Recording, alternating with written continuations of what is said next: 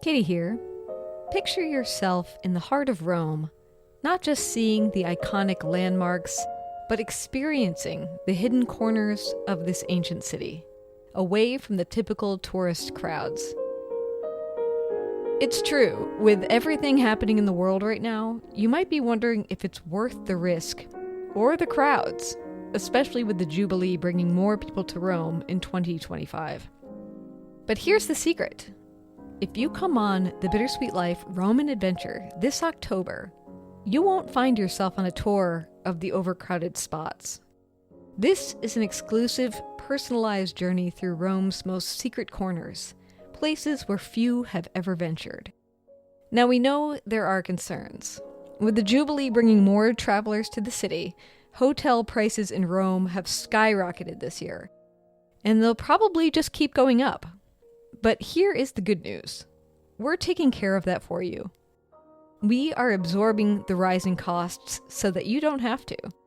You'll stay in a carefully selected, luxurious hotel right in the heart of Rome without having to pay the premium that most others will. And each morning, Tiffany and I will lead you through the city to see the real Rome, places even most locals don't know about. Imagine strolling through ancient streets, standing in awe of secret churches, hidden piazzas, breathtaking views, all while avoiding the busy crowds. And when the afternoon rolls around, the city is yours. Every afternoon is completely free for you to explore on your own. But don't worry, we've got your back. You'll receive a special booklet packed with insider tips to guide you. It's your personal roadmap to the best overlooked museums, the most incredible food, and self-guided walking tours that will let you dive deeper into the soul of Rome. This is your chance to explore Rome at your own pace, without the stress of planning or missing out on the real treasures of the city. The world may be in a bit of chaos right now, but Rome is waiting for you, with open arms and a quiet, timeless beauty that's just waiting for you to discover it. We're going to Rome October 5th through the 11th, 2025. You can find details at our website, thebittersweetlife.net, or just send us an email, bittersweetlifepodcast@gmail.com. This year, we are only offering 8 rooms. It will be a small, intimate trip where you'll get to know Tiffany and I on a more personal level, and you'll get to see the most wondrous things. I hope you decide to come.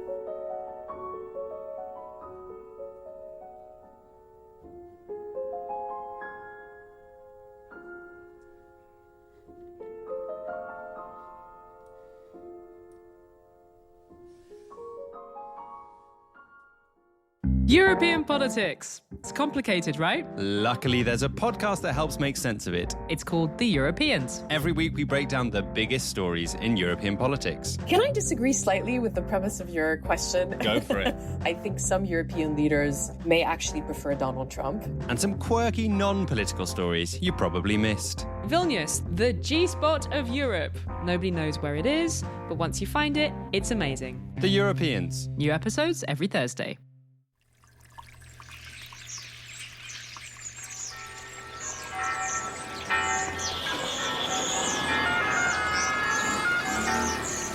Welcome to Rome. This is The Bittersweet Life with Katie Sewell and Tiffany Parks. Hello, this is The Bittersweet Life. I'm Katie Sewell. Here's something you might not know about me.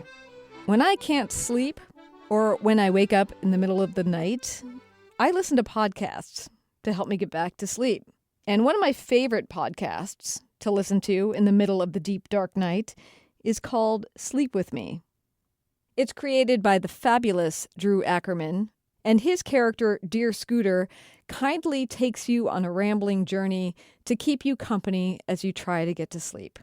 And his most recent episode is his unique take on 2 episodes of The Bittersweet Life.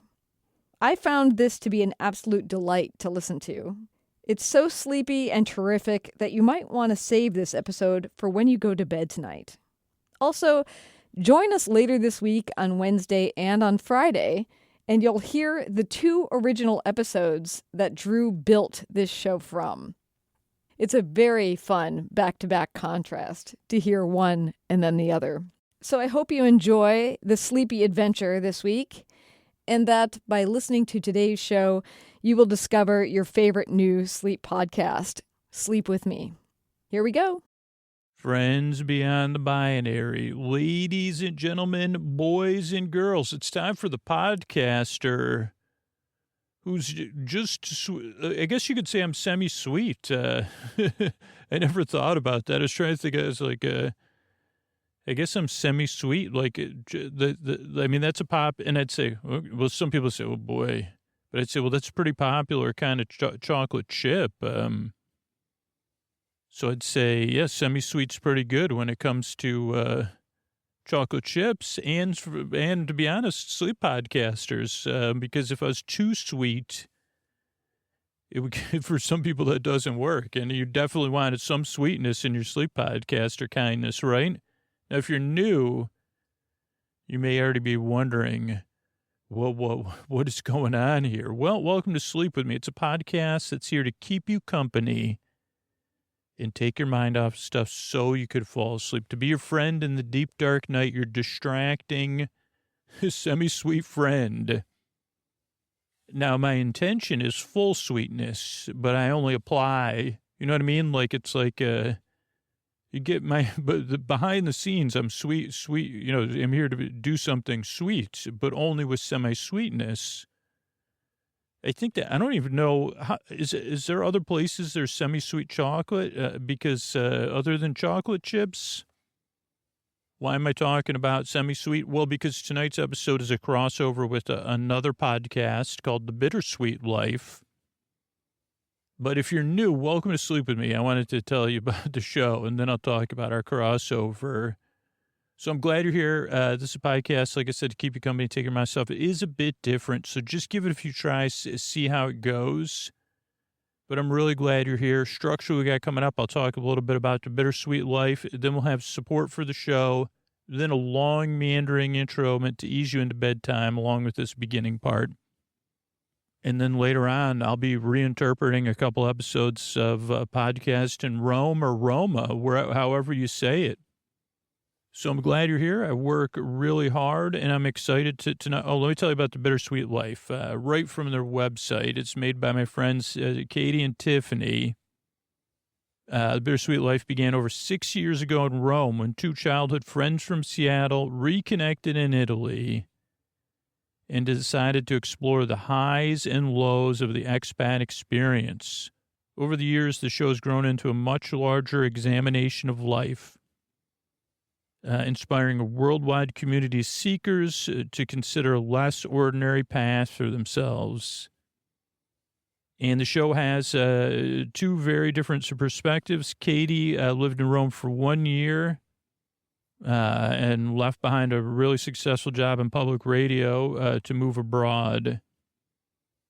And she's continued her search for wonder and belonging since moving back to the States and regularly interviews authors to aid in the journey. And Tiffany moved to Rome 15 years ago, determined to stay.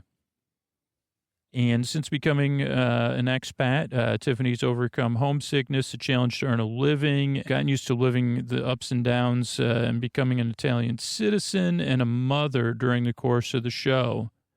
Tiffany's also a licensed tour leader who regularly shares her deep knowledge of Rome's history and art on the show.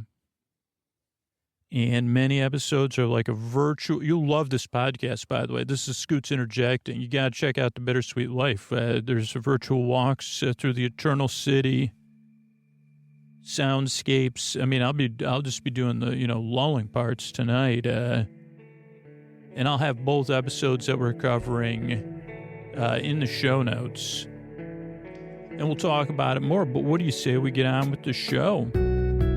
Hey, are you up all night tossing, turning, mind racing, trouble getting to sleep, trouble staying asleep? Well, welcome. This is Sleep With Me, the podcast that puts you to sleep. We do with a bedtime story. All you need to do is get in bed, turn out the lights, and press play. I'm going to do the rest. What I'm going to attempt to do is to create a safe place where you can set aside whatever's keeping you awake. It could be thoughts about the past, thoughts on your mind about the past, the present, the future, thinking thoughts, imaginary real conversations. I have a lot of those during the day. I've really been trying to be more mindful of them. I'll have imaginary conversations with people, and then I'll have imaginary conversations about those things. And those are real people. Imaginary conversations, real people. Maybe that's a new podcast, or it could be a Sleep With Me episode, I guess. Somebody remind me that imaginary conversations with real people. So you can have the no, I'm not actually talking to the people in real. Believe it or not, I'm not. But in those imaginary conversations, I'm barely real. That's why I say I got to be more mindful of this. Because I see, who is this person expounding on things that may or may not be real facts and trying to be impressive, I guess what it comes down to for me. And those are thoughts at bedtime that have a certain expectation and they're less accepting of me as I am. So this is a little bit about my thoughts. It could be feelings, anything emotionally coming up related to those thoughts, or from the day, or in anticipation of something, or feelings that are just there, right there at bedtime. I don't know. Sometimes we bring them with us, and sometimes they're there waiting for us. It could be physical sensations, changes in time, temperature, routine, travel, work. You could work a different schedule. You could be going through something, in the middle of something, getting over something. Whatever it is, I'm here to keep you company and take your mind off of it so you could fall asleep. I'm not really here to put you to sleep. I'm here to keep you company as you drift off, which is different. But there's a twofold reason I make this show. One is I've been there, tossing, turning, mind racing, trouble getting to sleep, trouble staying asleep, baffling reasons, work schedule, anticipation, getting over something, going through something. A lot of different reasons, and then sometimes I just don't know. Like even last night, I woke up for an hour, and I said, what's up? So sometimes I just don't know. And it's always better if I'm kind and accepting, but that's really hard in the moment. And that's where I come in for you. This is why I do the show as a service. It's much less like a podcast and more like an audio service, because I know what it's like. Why, I provide a service for people, or I guide you to another podcast that might help you because I know what it feels like for me. And if it feels like that for you, I want to help. Or if it just feels strongly for you, I want to help. Even if you're experiencing stuff that I'm not familiar with or I can't relate to. I mean, sometimes I can relate to some of the feelings. I'm pretty confident. But even if I can't, I still want to help because I know the other side of it is it's nice to get the sleep we need, right? And it's not nice when it's hard, or there's obstacles to it, or it feels like just out of reach. And the best part is there's people listening to this show who are rooting for you, who can really relate to how you feel. And they're there's people you don't know around the world thinking kindly of you right now. And then there's some of you who are also thinking kindly. Your regular listeners, you're giving it and receiving it. Right? You're thinking kindly of the new listeners and the regular listeners, and there's regular listeners who have been through what you're going through, who are thinking of you. What a great exchange. It is a little bit indirect, and but I hope you could feel that.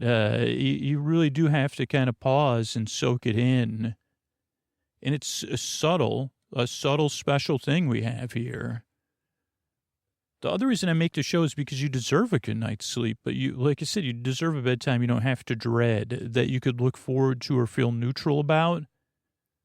And that's what I hope I can be a part of. Like you say, well, at least I got that dude who rambles on and on about nothing. The bittersweet guy. No, he's not bittersweet. He's He's like the old wasn't that a song, Semi-Sweet Style of Life or something? Was that in the 90s? I don't think that was. There was a song, there was also a song about, in the 90s, there was another band, Big Head Todd, they sang a song, but it wasn't about Semi-Sweet either. He's more semi than sweet though. That's what, if that's funny. That's what they'd sing about me. Yeah, he's more semi. What's semi? It's like the new mid. He's like the new mid. What's that? Oh, it's a word I heard a teenager use. So semi's the new mid? It might be. I mean, it does seem like it fits. And I know I'm more semi than sweet. It kind of makes sense. He's definitely semi-sweet, that one. No one said that about me, but it's the truest thing. It's the truest thing about me that's never been said until I said it about myself. And never realized, like, unfortunately, I'm not a morsel, though, but I'm semi-sweet. He's not a morsel, but, because that's what they say instead of chips. They say, oh, no, these aren't chips. These are morsels. What do you mean? Well, they look like drips, but we never called them drips. Technically, they're drips that have, hardened. So a lot of places call them chips. We call them morsels. Doesn't that sound good? And these are semi-sweet morsels. Yeah, but the podcaster, he's semi-sweet, more semi than sweet. He's sweet in intention. In presentation, he's almost... He's lacking sweetness, but it's in there somewhere. But with the sleep podcast, he tries to keep it semi-sweet. He goes off topic a lot. And he was in the middle explaining, you deserve a good night's sleep. That's why I make the show. Bedtime, that is more sweet than semi. That's what I prefer for your bedtime, for you. So... I mean, Bittersweet's good in that way, too. You'd say, yeah, I'd prefer sweet bitters, I'd say it's got to be sweet, but I wouldn't mind a little bitter, a little tang in my my podcast, at least. That's why I don't think that's why I have creaky dulcet tones, but the way this podcast works is I send my voice across the deep, dark night. I've got lulling, soothing, creaky dulcet tones that are bitter but sweet and semi-sweet. Because you say, yeah, I do need that. I wouldn't mind a little sour, like a sour melon. But like that's what when you say, what is this podcast I'm listening to? I'd say, it's like one of those candies you taste. And people say, trust me, it's not like anything you ever tasted, but give it a second. And you say, what is this? A sour melon ball? This is just an example. See, I never taste anything like this. And like, you're like, wait a second. It's not too bad though. It's an acquired taste, right? Well, yeah, it took me, for sleep with me, it does take about 3 times for most people to acquire a taste for it. Sour melon ball. I don't even know if that's a thing, but I can imagine it's like, it's kind of like one of those imaginary candies, imaginary conversations, real people. But we're not actually, everything else is imaginary. So the real people aren't actually here. As I said in other podcasts, and someone pointed out actually that Nathan Fielder, a comedian, also, I mean, we must be related somehow. I gotta see if I could ever connect. Also rehearses for Nathan Fielder and I, we rehearse for life. That's a part of those imaginary conversations, real people. Unfortunately for me, never play, anyway, I'm so far afield, in a good way, because I'm not here to put you to sleep. I'm here to keep you company while you fall asleep. This is a podcast you just barely listen to. And I think you kind of are getting some pretty good examples why. Because I go on pointless meanders and superfluous tangents, and then eventually I try to return to things.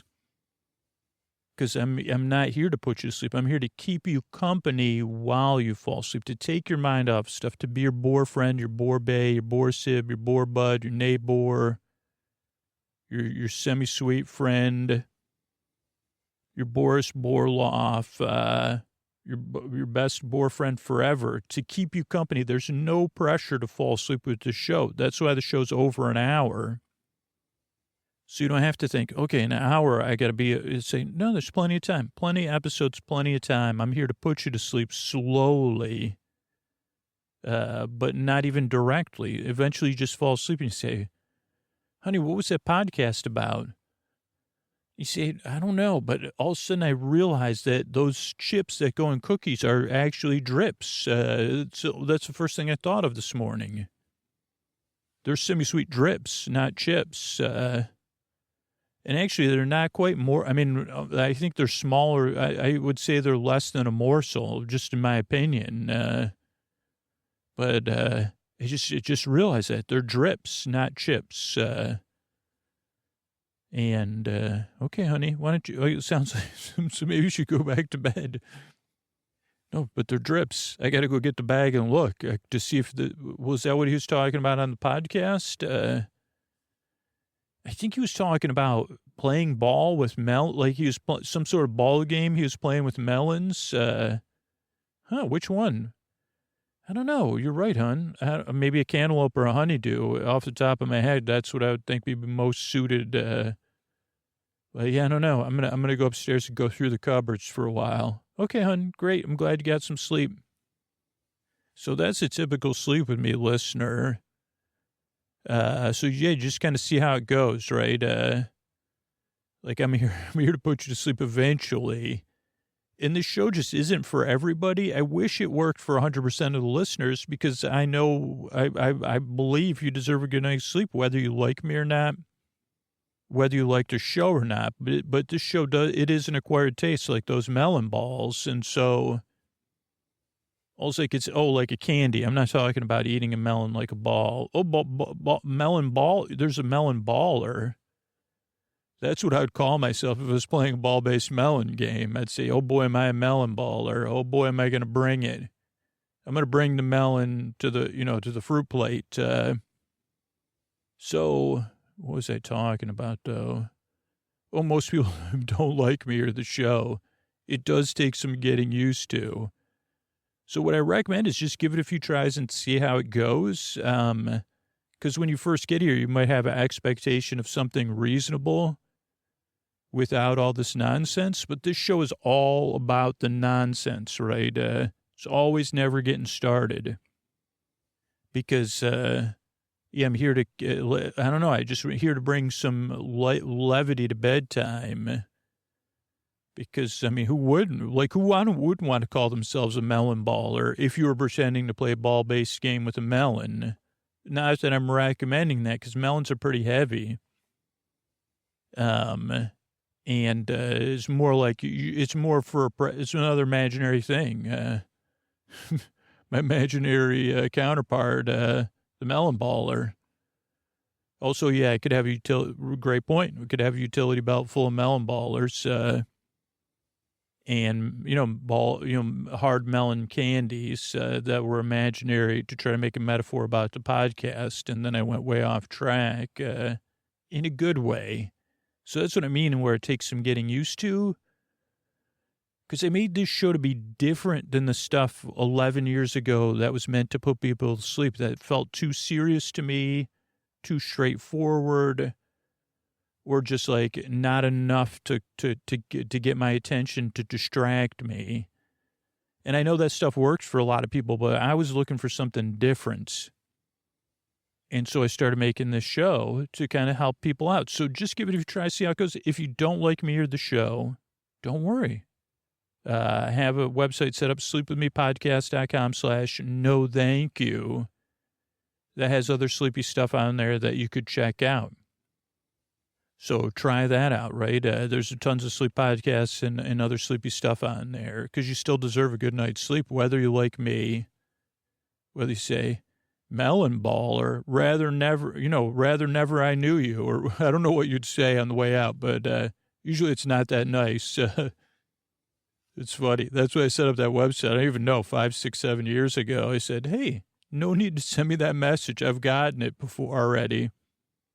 So, no need to send it. Just go. We'll hopefully find another sleep podcast to help you get some sleep. So, The only other thing I'm going to tell you about is the structure of the show, because it's good news. Like, this show is structured the way it is after doing this for a long time, getting a lot of feedback, and trying to make something that helps the most amount of people it can. But it's also adjustable. That goes for every podcast, kind of. There's different ways to adjust how you listen as you become a regular listener. So the show starts off with a greeting. Friends beyond the binary, ladies and gentlemen, boys and girls, so you feel seen and welcomed in. Then there's sponsor support. So paying for the show is optional. If you don't want sponsor support, you could get the show on Sleep With Me Plus or Apple Podcasts or wherever. And just like, then you don't have the ads. But that's, most people prefer something where paying's optional. Then there's a long meandering intro, which we're about like 15 minutes, 20 minutes into, meant to ease you into bedtime, where I explain what the podcast is. Tonight's a pretty good example. I go off topic a bunch of different times, but I'm following a familiar structure. But every time, every intro is different. So the show stays distracting, not like what I was looking for my whole life. I want something that barely engages me in a different way every time, but also has some familiarity to it and some friendliness to it. So that's what the intro is, but the intro doesn't put you to sleep. And if you decide you don't want the intros, we have a ad-supported podcast, Bedtime Stories from Sleep With Me, that's also in all podcast apps. So you could get that if you want it. And then, what was it talking? I'll structure the show. So after the intro support, then there'll be a bedtime story. Tonight will be our crossover with Bittersweet Life. I'll do 2 episodes of Bittersweet Life. And then you could listen to that podcast during the day to compare. It'll be fun for you. So I think that's it. That's the structure of the show. It's why I make the show. I'm really glad you're here. If you're new, I really appreciate you checking the show out. Regular listeners, as always, glad to have you back. I already forgot I proposed an idea for an episode, but now I don't even know what it was. So looking forward to reminding me. I mean, we got 2 things out of it. Some sort of episode idea that I don't remember anymore. And then a character called, a pseudo version of me called the Melon Baller. What was it called? Ordinary Conversations, Imaginary People? No. Real, something, Imaginary People? No. Real People, Imaginary Conversations. Was that the idea? I don't know. But anyway, I'm glad you're here. We work really hard, and this show exists only because of the people that opt in to this podcast to support it directly, to support our sponsors, or to spread the word about the show. This show is an effort based by the people that benefit from it the most. And then everybody else gets to benefit, but it's only when people opt in. And you get a lot of good feelings, because think about it. Those of you that are opting in, not only are you sending your good intentions across the deep, dark night, you're doing an action with that. So it's like, I really couldn't do it without all of you that opt in to support the show. So thank you so much. And if you're new, thank you so much, because like I said, it is an acquired taste. So I appreciate you checking the show out. And I really hope I can keep you company and help you fall asleep tonight. Thanks. All right, everybody, Scoots here. So make sure to check out during the day the Bittersweet Life podcast. And tonight we're starting with episode 441, The Oldest Cafe in Rome. And yeah, to check it out on your podcast app of choice or use the link in our show notes. So welcome to Rome. I don't know why Scoots took it. It wasn't easy for you to say that. Yeah, this is the Sleep With Me version of the Bittersweet Life with Katie and Tiffany. And I'm going to be filling in for both. I'm doing double duty here. It's both Katie and Tiffany. And I want you to start to picture yourself in Rome, or Katie and Tiffany in Rome, or Scooter in Rome, or just the faint mist in Rome.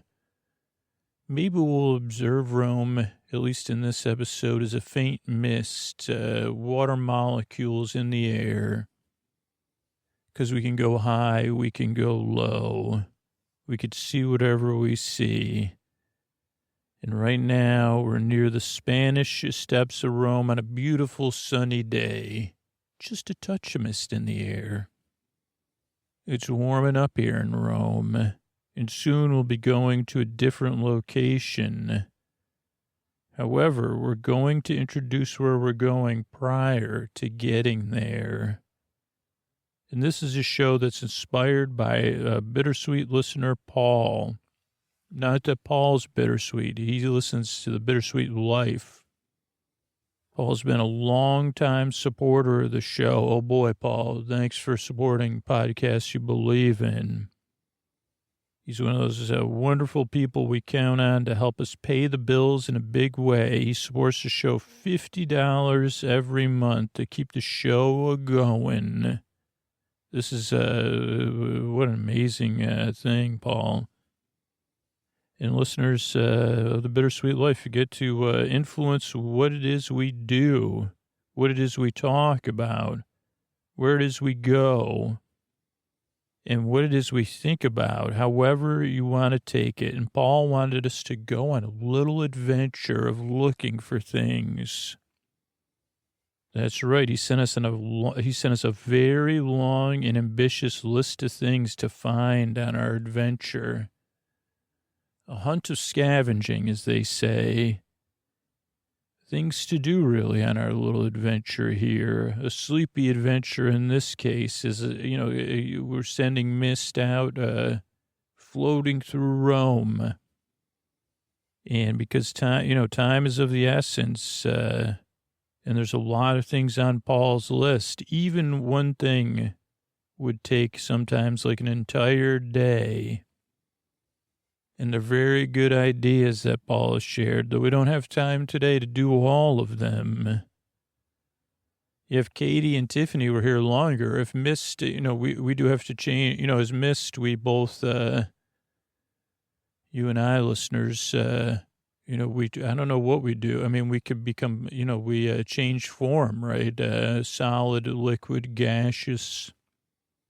Right now we're in between state, but if Katie and Tiffany could have spent more time in Rome together, but don't worry, Katie let Paul know, because some of them are super fun ideas. Like, for instance, he said, what if we were to record and describe what we see if we were on every single bridge that crossed the river? And I think there's 24 bridges, which is a lot. And that would be a cool show to see. Like, how different is the neighborhood around each passage where the bridge crosses the Tiber River? But that might take 24 episodes, Paul. But Katie wrote to Paul and I asked him about it, and he said, just go ahead and pick something on the list. Whatever is on the list that feels like it would be good. And I trust you to come up with what it is you're doing. I'm more than happy to be a quiet supporter of the show. But since you wanted me to pick something from the list. So we decided to pick number 4 on Paul's list, which is to go to the oldest cafe in Rome and interview someone who works there or the owner. That is correct. So we're going to head to Antico Cafe Greco, which is right around the corner on Via Condati. It was founded in the year 1760 by someone, a Greek man, a man of Greek parentage anyway. And that's why it's called the Cafe Greco, after him, apparently. And the only cafe in Italy that is older than Cafe Florian in Venice. So that is pretty impressive. And I was thinking, how do you make a decision to open the first cafe in your entire city and the second in your entire country? Like, how do you have the confidence that people will come since clearly getting coffee outside of your home is not a thing yet? Think about how it was 1760. Wow. Even in 1960, I don't know if getting cafe outside of your home was the thing, right? least here in the U.S. Yeah, like who knows? Like, if coffee shops are so prolific now, you almost forget that there was a time before that where it would have been odd to go outside your house to get coffee. Exactly. That begs the question when, we'd have to go back to our interview with Wendy Polger to hear this, but when did espresso makers become a thing? And when was it that people people went from making a little bit on their stove to those big machines, making it pressed, making it fast, all that. Was it around this time? Yeah, I don't know. I was hypothesizing that perhaps because he was Greek, maybe it was a thing in Greece. So he had the confidence that people will come or that people will love coffee, especially in the AM. I don't know if back then people had a case of, I don't think people had a case of Mondays back then, but they could have. Scoots, are you adding in things from Kathy here? I am. But it's possible that we don't know, but I'm sure there is Greek coffee. But I don't know which place, but it's getting bigger now. So yeah, we're going to go there, and we're actually going to buy $1,000 coffee. I mean, I told Katie, this is a water vapor quoting Tiffany that, we should just do it because we're there. We're thinking about having lunch. And she said, let's just get lunch there. And I said, no, that's because it's the most famous and the oldest cafe in Rome. It's very touristy now. Lots of people want to say they've been there, and it's so packed with tourists, and it's very expensive. So Katie and I are going to do the authentic Italian thing. We're going to waltz inside and have our coffee at the bar at the Banco. That will make it so because it's less expensive. But I'm also curious to see how much it's going to cost.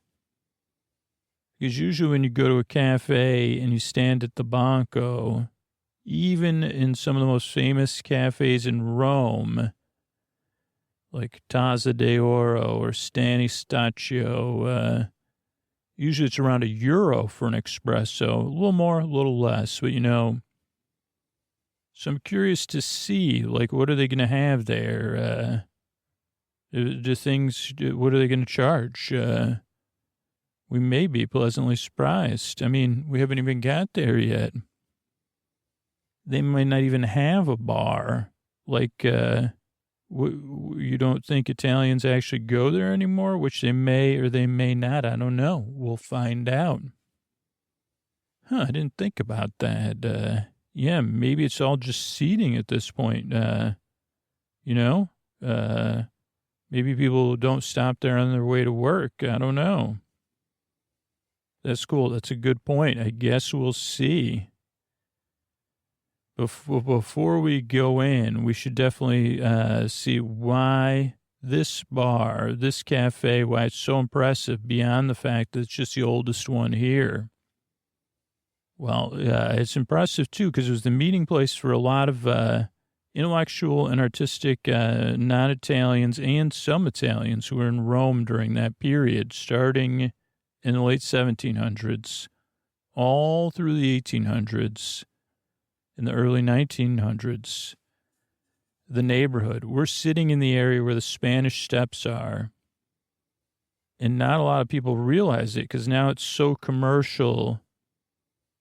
You got Prada, Gucci, Dolce & Gabbana, there's all the shops and the tourists, and it's beautiful, but got the staircase, there's bachelor party going on up there or something. Yeah, something. Museum to John Keats. And beyond that, don't you think about this as being like the left bank of Paris? So you don't, do you? You know what I mean? It doesn't have that same feel of being like the place all the intellectuals hung out. But actually, it is, or it was, starting in the late 1700s. This is where, if you were coming to Rome as part of the grand tour, meaning, you're a young American, English, German, you're traveling, you're well-to-do, you just finished all your education, you go to Europe. You have to go specifically to Italy as a part of your grand tour to celebrate the completion of your learning. If you don't go to Rome, this is the final part of your education, this trip. That's what they believed in at the time. And this was the neighborhood where everyone went. There's a Hotel Anglaise, the Hotel d'Inghilterra, the England Hotel, where everyone stayed, and they got apartments and stuff. That's where the actual artists stayed, put their roots down. Keats, Shelley, Byron, Goethe, they all lived around here. And where did they go? Cafe Greco. Apparently, There's also Bebbington's Tea Shop, which opened about 100 years later, because there was nowhere in the city to get a proper cup of tea.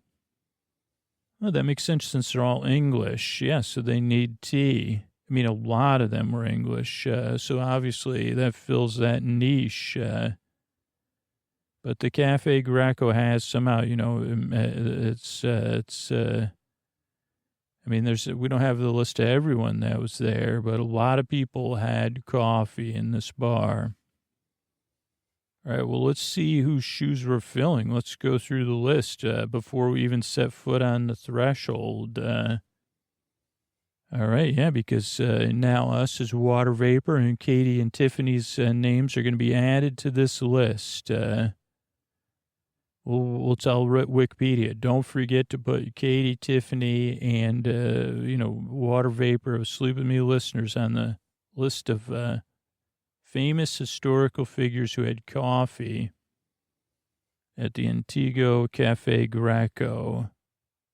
Stendhal, Goethe, Schopenhauer, Berzel, Thorvaldsen, Mariano Fortuny, Lord Byron, Georges Bizet, Berlioz, Brahms, Keats, Ibsen, Hans Christian Andersen, Mendelssohn, Joyce, D'Annunzio, Chateaubriand, Wells, Twain, Nietzsche, Mann, Gogol, Grieg, Canova, Decurio, Baudelaire, Wagner, and even more. And even supposedly Casanova had coffee in this bar. Wow. Maybe even some of them are still, visiting on some level. Yeah, it's interesting. I always wonder how they come up with a list like that. Did they sign a guest book? I don't know. I'm kidding. But on the walk up to it, this, it doesn't have a wonderful reputation for allowing you to linger at a coffee shop in Italy. Usually here it's like get in and get out, It's not like in America where you could sit at a coffee shop for hours while you're writing your novel. Not in a coffee shop here. Maybe it wasn't that way back then. Or maybe it was like, okay, I don't know. Was it the people hang there? Or did they get their coffee and keep moving? I'm curious. Yeah, I don't know. In Vienna, the Vienna coffee houses were really where this whole idea was born. The idea that you sit, you got this big stack of newspapers. You sit in the cafe, you smoke, you drink coffee, and you talk to your fellow intellectuals all day long. That's a Viennese thing. It's not really an Italian thing, except maybe in Turin. But maybe the Cafe Greco was an exception. I like to picture it. I don't know why I picture Hemingway there because he's not on the list, but I picture Hemingway in there writing every day, getting up at 7, doing his writing. So I don't know. Maybe it was just a place where they got together during breaks between writing sessions or composing sessions. I don't know. That's interesting. I guess the regret is that you can only imagine it. You can't witness it for yourself. I know. Like, I'd like to have some time travel goggles. The other interesting thing is when you were saying the grand tour is that we're sitting close, as you mentioned, to the Keats Shelley Museum, which is something that I don't think most people go to. It's basically a preservation of the room, the final room that Keats lived in before he moved on in the 1800s, in the early 1800s. And, you know, we have another episode about Keats, wrote an article about it, but, you know, at the place where some people rest, which is one of my favorite places to go when I'm in Rome. And, you know, there's other places where people rest, but this is where Keats and Shelley, Percy Shelley, are resting.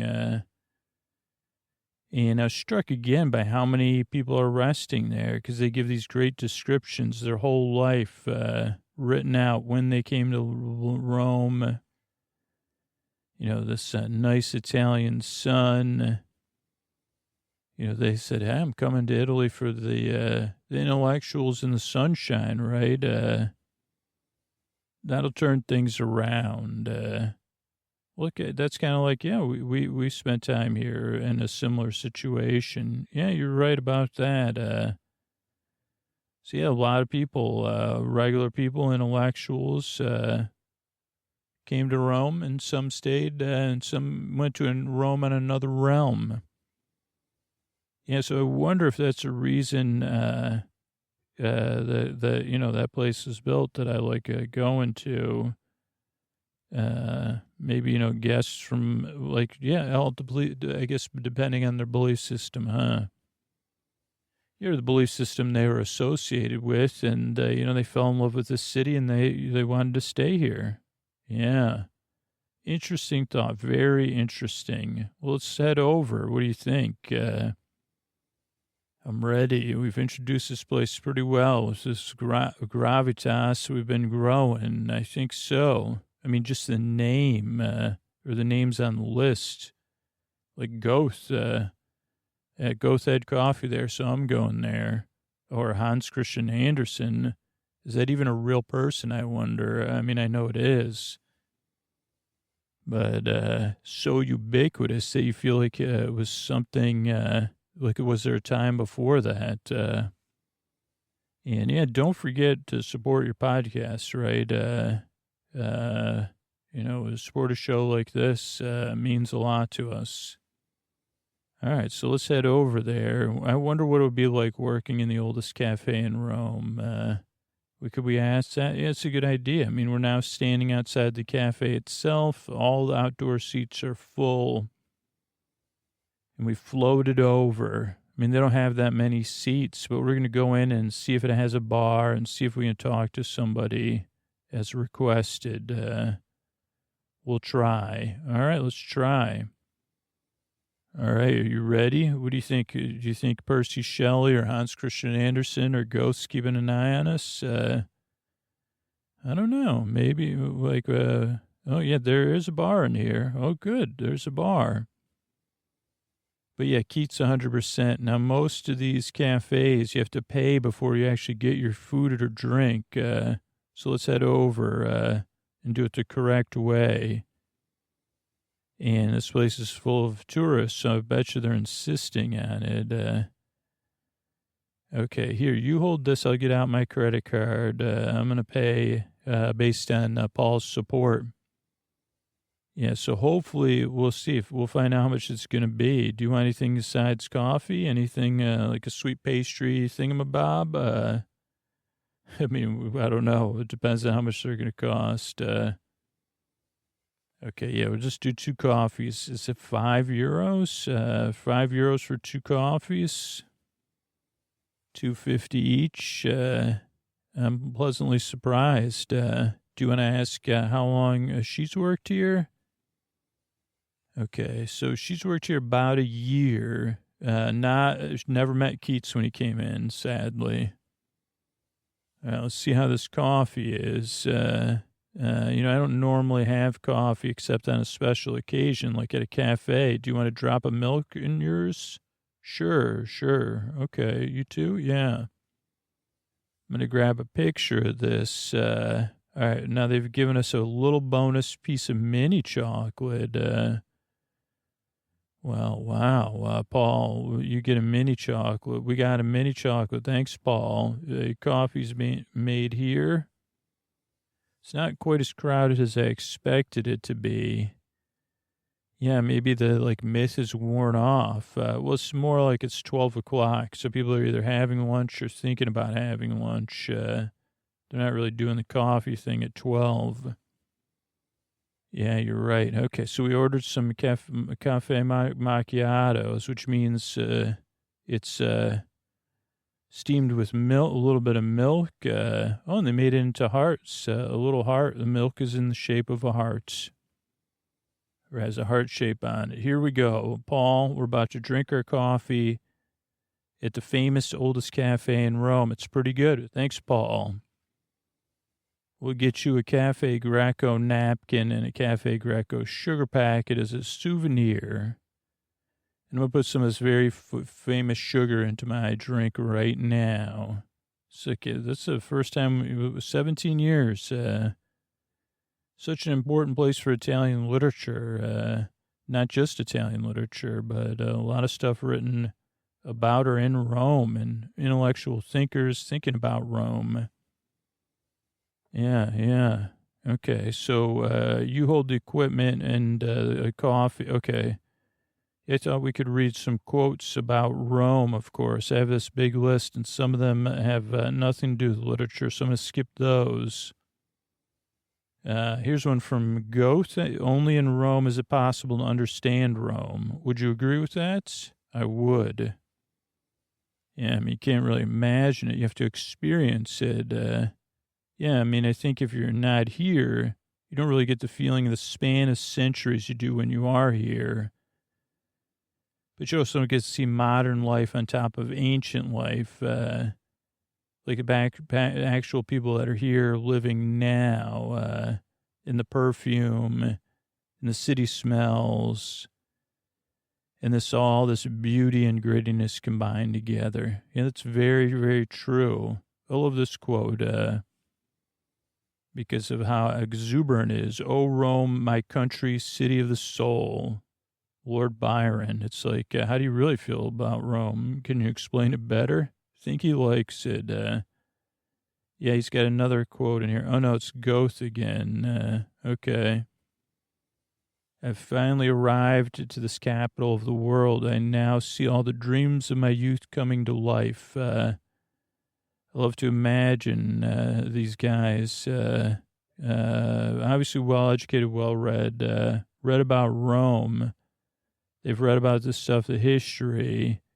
Finally, they get to see with their own eyes because they don't have YouTube back then, or Instagram or pictures. They can only imagine what it is they're seeing that's been written in books and hear people talking about it. And, they're artists. They may be sensitive, so they're moved by it. I love reading that. Yeah, I love reading it, too. I do love when they write about it, that they had to try to express their thoughts. I mean, we've talked about it on the show, but one of my biggest things about people traveling to Rome or anywhere is that it's so focused on the documentation of it and not the focus on the living of it. And I think there's probably people doing both, but I feel that anybody that needs to document their trips so much, yeah, that's true with travel these days. I do it too, though. I got to go against the instinct. Yeah, like documenting and they're documenting, I guess, in a different way, a more thoughtful way, maybe. Or maybe I'm being a Luddite, preferring the way it used to be instead of the way it is in my lifetime. But there's a really beautiful one by Anatole Broyard. Do you know who Anatole Broyard is? No. I don't know. I just heard the name with association with this quote, but it's so beautiful. Rome was a poem pressed into service as a city. Wow, that's lovely. It is. Katie, do you have a quote about Rome you could read for us? Yeah, this is by Louisa May Alcott. She writes, Rome took all the vanity out of me, for after seeing the wonders there, I felt too insignificant. And then paraphrasing made my thoughts feel foolish. So paraphrased, but yet but beautiful and dramatic. But you stand in front of the Colosseum or any of these other monuments, I can see it feel insignificant. Or the pyramid, the pyramid in Rome that's been here since 12 BC, it looks nearly new. You can't help but stand in front of that pyramid and think, I'm just one of millions of people that stood by this for these generations. And this pyramid will be long here after me. Yeah, I mean, why even bother with vanity? Like she's saying, it makes you feel insignificant. It was inspiring, too, at the same time. I think a lot of people stood here inspired to do amazing things, so why not me? So it could go in either way. That's true. I mean, we're standing in front of the cafe where all these people spent time. And now we're here. So thank you, Paul, for this idea. It has been an adventure. And we'll take some photos to get an idea of where it is. And like I said, you get a fancy napkin, a packet of sugar. And thank you so much. Let's also move on to episode 440. Where are all the accordions? We're right here. We're going to start out near Tiffany's place. It's a fine spot to sit, a brilliant sunny afternoon. And we're still water vapor. And we're talking about a mishmash, a kaleidoscope of different things, observations or information. We're going to find out. Yeah, I mean, because Katie asks, you first asked when I come back to the States every couple of years, what's surprising you? What did you forget about? What are you not used to? What has changed? And the one thing I changed that I've noticed in Rome of all my walking around recently is I haven't heard a single accordion, not one. I haven't even seen a person holding an accordion.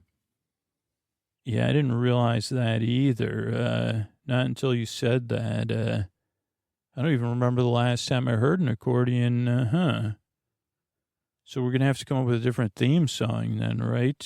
Because when I was here and we picked the accordion theme, it was one you've heard 1,000 times. If you listen to the show, it's a quintessential Rome accordion. But now, from what I can tell, if you listen to the podcast during the day, you could hear the accordion. But from what I'm seeing walking around now, it's a 3-part jazz combo. It's the new sound of Rome. I don't necessarily think that's a bad thing.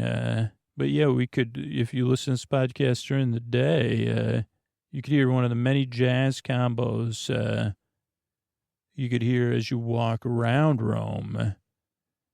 I mean, I like it. It's a step in the right direction. But yeah, don't you feel nostalgic? Like you've heard these songs over and over again. What about it? Well, yeah, it's not like they're playing traditional Italian music. It's, I don't know where it comes from. It's not, I think the tourists think it's a traditional, but it's quaint and picturesque. But I think those of us that live here, when you're sitting trying to have dinner, and someone comes up and starts playing and holding their cup out, you say, well, I don't know if I need to listen to you or pay you for me to listen to you. You mean as an accordion versus a jazz combo, huh?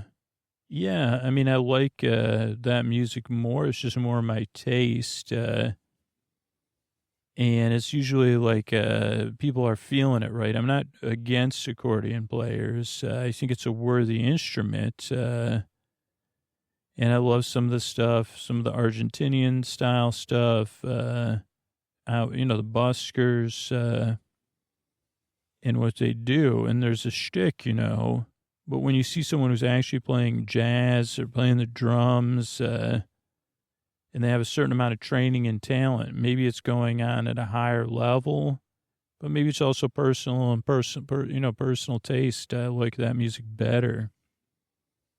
Well, yeah, another thing I've noticed, not as much of in Rome, although I've been correct, I could stand corrected actually, is a lot of people doing their own take on really famous pop songs, like maybe not singing along, but if they have a violin or they're playing the guitar, they might be playing a popular, a familiar pop song, but they're playing it acoustic of their own take.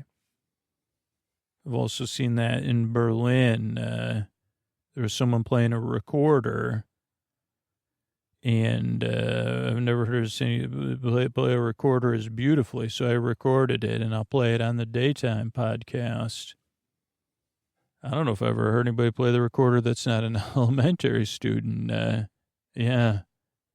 And I'll tell you, I mean, I don't, if you can identify the song, it's one thing that hasn't totally disappeared from Rome, but it's another thing that people probably don't necessarily associate with Rome. Another instrument called, the dulcimer.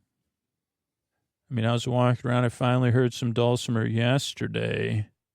Oh, wait, I'm trying to figure out what a dulcimer is. Well, if you listen to Bittersweet Life during the day, you could hear the example of a dulcimer. Kind of sounds like a piano. I don't necessarily associate the dulcimer specifically with Rome. But when I lived here, there was always this jazz combo, but not a jazz combo, but they were focused around the dulcimer. Oh, wait, yeah, was that in Santa Maria, like this big thing? Well, the dulcimer, yeah, it's like, it looks like the top of a grand piano, though slightly smaller. And you took the part with took the part out where the strings are, and that's what the dulcimer looks like. So anyway, what I just noticed is how much the music changed. The other night I was walking across Ponte Sisto, which is a very famous bridge in the center, the square Piazza Turlusa, right at the edge of the bridge, and there was a reformer there. There's just a man with a microphone set up, and a very enthusiastic crowd singing along with whatever he was singing. And then there was a bachelor party there, which made it a bit more intense. But everybody in the crowd knew the song, and whenever he would get to the chorus, so I want to play it so we can say, do you know the song? Is it super famous? Yeah. You got to listen to Bittersweet Life during the day. But yeah, I could tell you who this is. I don't know, because it's one of those extremely famous pop rock Italian singers with a super long career, like 70s, 80s, 90s. I'm trying to think of an American counterpart to these. It's like, but it's like Italian pop music. Rossi, maybe. I'm sure people are listening are like, come on. It's one of those songs you hear all the time. And like people love to sing along with it. I don't know the words, but I can hum the melody. It's a true classic, like classic Italian rock, I'd say. Well, that's so interesting because like walking around, like with the exception of the dulcimer, which was played by a very older gentleman. The music in the city now feels very young, very rock and roll, very jazz, very blues heavy, which is interesting.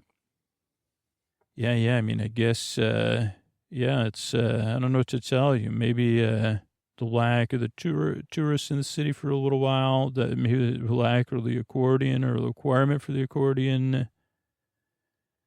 As time passed, and the time with like less tourists, maybe the buskers had to up their game for something for the locals versus the tourists. Yeah, maybe they're clustered around these people. And I mean, I do have to report to you that my favorite accordion player would wear a sombrero on the Ponte Sisto, and she's not there anymore. Yeah, no, I know who you're talking about. I loved her. She was very good, in a way better than the average accordion player in Rome. She was amazing. So that's some of the things I've been listening to around town. Okay, let me ask you another question. Have you noticed more outdoor seating, more sidewalk seating? Yeah, definitely more outside. But I mean, I felt like Rome had outdoor seating, but yeah, it's great. I mean, in Seattle, people be astounded because Seattle has like no outdoor seating, before. Then suddenly there's outdoor seating everywhere. But yeah, it's tripled. Even in Rome, it's astounding. But because of that, I'm noticing restaurants I never even noticed. Like maybe it was a pocket restaurant and all of a sudden there's tables outside. And I'm like, hey, has that restaurant always been there? Yeah, I mean, I love it. I love that there's so many picturesque places in Rome, like Piazza de Pietra, where they just... they don't allow it there, but now, they have it, but there's just so many really beautiful places to just sit and take in the scenery. I really love that. Yeah, and this is just another reminder here. Don't forget to support your favorite podcasts, right? Support Bittersweet Life, so they can keep the show going, right? What are some other things that may have changed or stayed the same? Well, I don't know if this is the same or not, but I wanted to catch a recording of seagulls. The seagulls are a visible part of Rome. Picking stuff up, spreading around, like almost like meowing cats. Have you ever noticed they sound similar? Trying to think. I don't know if I've noticed that.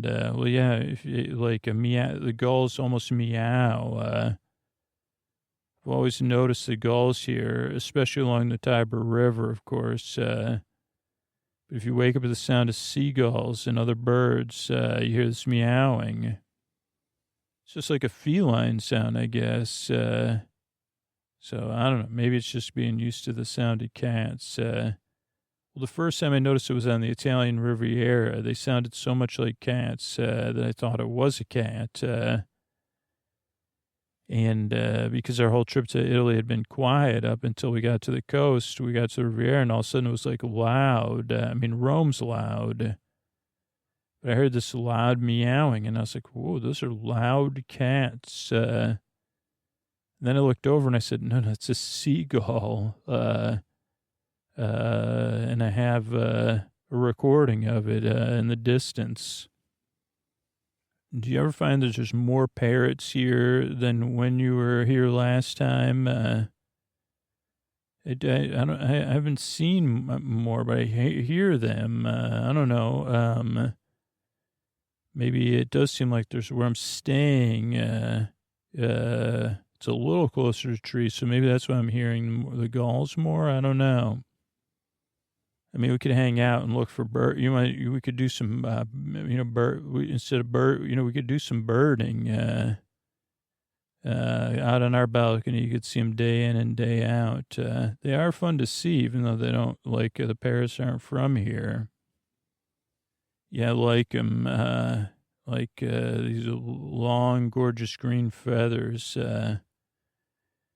Yeah. Well, we got to go soon.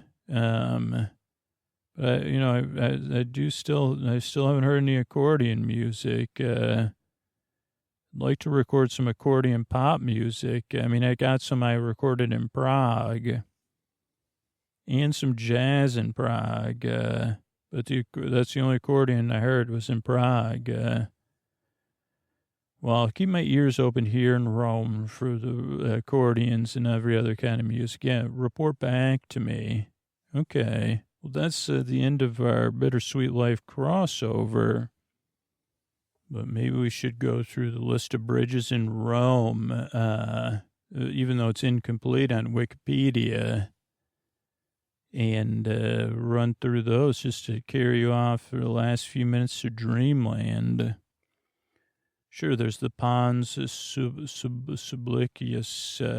Ponte di Castel Gubilio, Ponte de Tor de Quinto, Ponte Cestio, once called the Ponte San Bartolomeo, the Ponte Flaminio, that was only 51, Ponte Milvio, Ponte Nometano, Ponte Duca de Asta, Ponte de Musica Armando Trovajoli, Ponte Risorgimento, Ponte Matteo Oti, Ponte Nanini, Ponte Regina Margherita, Ponte Cavour, Ponte Umberto I, Ponte Sant'Angelio, Ponte Vittorio Emilio II, Ponte Principe Amadeo, Ponte Mazzini, Ponte Sisto. There's one that came up. Ponte Garibaldi, Ponte San Bartolomeo, Ponte de Quattro Capi, Ponte Roto, Ponte Platino, Ponte Aviento, Ponte Tessacchio, Ponte della Industria, Ponte della Ciencia, Ponte Settimia Spizzici, Ponte Macroni, Ponte della Magellina, Ponte di Mezzocamino. Okay, let's read about Ponte Sisto. That's a bridge in Rome's historic center, spanning the River Tiber. And it was constructed between 1473 and 1479. Reused foundations of a prior Roman bridge, the Pons Aurelis, which was lost in the Middle Ages, currently pedestrian only. Before that, it was another bridge. It's architecturally characteristic because of the oculus and the central spandrel. And that was erected to diminish the river's pressure. On the left of the bridge are two marble slabs, but they got taken out. And then what else we got here? It's got quite the history, 1600s, 1800s. And yeah, I mean, it's not that far from the Spanish Steps, which I think we've covered. Maybe we've covered before. I want to say we have. How about some Tiber River facts to close this out then? Third longest river in Italy, longest in central Italy. Goes through Tuscany, Umbria, Lazio. And it drains a basin estimated at 17,370 square kilometers. And it goes through Rome, which was founded on its eastern banks. River rises in central Italy and flows generally southerly direction and until it reaches the sea. Known in ancient times as Flavus, that's a reference to the color of the river. It has advanced significantly 3 kilometers since Roman times. It does not have a proportional delta owing to its strong north-flowing sea close to shore and the shelving of the coast and slow tectonic subsidence. And the source of the river is two springs 10 meters apart from one another, La Vene, V-E-N-A, and they're in a beach forest 1,268 meters above sea level. And, I think that's it, everybody. Hopefully you get a nice daytime listen to those 2 episodes of The Bittersweet Life. Thanks for listening, and good night.